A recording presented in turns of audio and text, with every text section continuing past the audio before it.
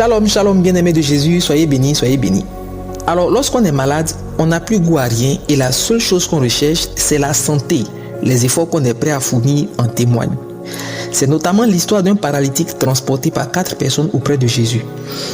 Ainsi donc, méditons ensemble Marc le chapitre 2, les versets 1 à 12. Versets 5 à 11. Jésus, voyant leur foi, dit au paralytique, « Mon enfant, tes péchés sont pardonnés. » Point de suspension. Or, afin que vous sachiez que le Fils de l'homme a sur la terre le pouvoir de pardonner les péchés, je te l'ordonne. Point de suspension. Lève-toi, prends ton lit et va dans ta maison. On peut valablement se demander pourquoi Jésus commence à dire « Tes péchés te sont pardonnés » avant de le guérir plus tard. Y a-t-il un lien entre le pardon de ses péchés et la guérison? Eh bien, les réponses sont à la fois simples et profondes. Dans un premier temps, l'origine de la maladie, c'est le péché. Enfin, c'est la pensée du peuple de l'époque et depuis bien longtemps d'ailleurs. Se veut pour preuve les amis de Job qui l'accusent d'être malade parce qu'il a péché et l'invitent à se repentir pour recevoir la guérison.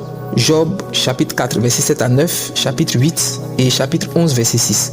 Même plus récemment, devant un aveugle de naissance, les disciples demandent à Jésus de qui est le péché qui a rendu cet homme aveugle. Est-ce lui-même qui a péché ou ses parents? Jean chapitre 9, le verset 2.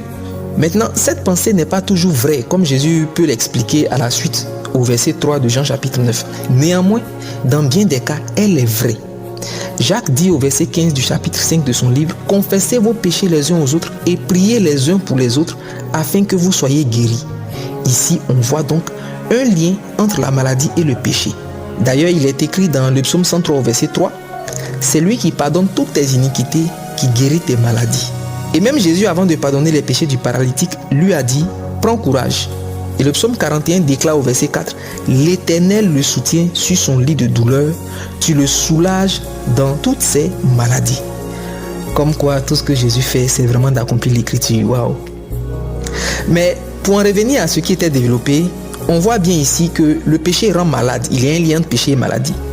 Et de toute façon, depuis la création, n'est-ce pas le péché d'Adam et Ève qui a fait entrer la maladie dans le monde? Et même des maladies comme les MST ne viennent-elles pas des rapports sexuels hors du cadre pur que Dieu veut pour l'homme, un mariage pur et agréable? Tu vois, tu dois réaliser qu'à un moment donné, il faut que tu ranges ta vie pour ta propre santé. Il faut comprendre que cette maladie, seul Jésus peut la guérir en effaçant tes péchés. L'état de ton corps est le résultat de cette vie désagréable de mensonges, de colère, de débauche, de convoitise, d'hypocrisie et bien d'autres choses. Et si tu ne te répands pas, tu es condamné à souffrir dans ton corps. Tes raisonnements ne te guériront pas, encore moins la médecine moderne ou traditionnelle. Donne-toi tout entier à Jésus. Maintenant, une autre raison qui peut expliquer pourquoi Jésus a pardonné les péchés du paralytique avant de le guérir est que la priorité de Jésus est le salut des âmes.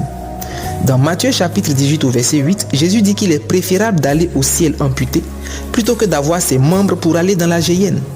Attention, Dieu n'est pas contre la santé. Il guérit et on le voit bien tout au long de son séjour humain. Seulement, sa priorité, c'est le salut de ton âme. Certains se plaignent de ne pas recevoir de Dieu ce qu'il lui demande, sans réaliser qu'en vérité, il y a des exaucements qui mettent en péril le salut. Tu es peut-être malade et la guérison ne vient pas depuis un bon moment que tu plaides devant Dieu. Ne perds pas courage, Jésus va te guérir. Néanmoins, ton salut est déjà une raison pour laquelle tu dois essuyer tes larmes et bénir Jésus. Enfin, en agissant ainsi, Jésus voulait montrer qu'il est vraiment Dieu dans un corps de chair comme il a été annoncé par les prophètes. Rappelez-vous dans un premier temps que quand il a pardonné les péchés, les pharisiens ont dit qu'il blasphème, verset 7. Mais il était en train d'accomplir le psaume 103 au verset 3 qui a déjà été cité. Souvenez-vous encore que pour le peuple de l'époque, la maladie vient du péché. Or, seul Dieu peut pardonner les péchés. Donc, seul Dieu peut guérir une maladie qui trouve sa source dans le péché. Alors si Jésus guérit ce malade, il prouvera qu'il a vraiment le pouvoir de pardonner les péchés, vu que ce sera parce que le péché a été pardonné que la maladie est partie. Il prouve ainsi qu'il est Dieu. C'est pourquoi je prie, au nom de Jésus, alors que tu écoutes, reçois la guérison physique, la guérison morale, spirituelle, psychologique, quel que soit ton mal ou sa gravité. Je prie que la parole de Dieu te guérisse au nom puissant de Jésus.